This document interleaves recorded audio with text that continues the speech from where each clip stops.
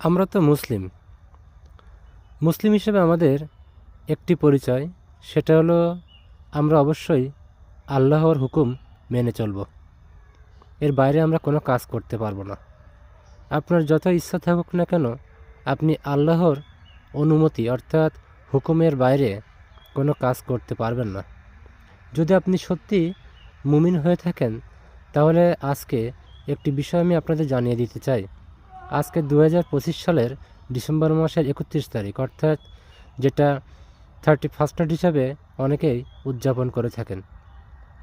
আমি সকলকে অনুরোধ করব, এই বেহায়াপনা থেকে সকল মুমিন নরনারী যেন দূরে থাকেন এবং কেউ সেই স্থানে যাবেন না যেখানে এই দিনটি উদযাপন করা হয়, কারণ সেখানে সর্বদা আল্লাহর গজব নাজিল হতে থাকে।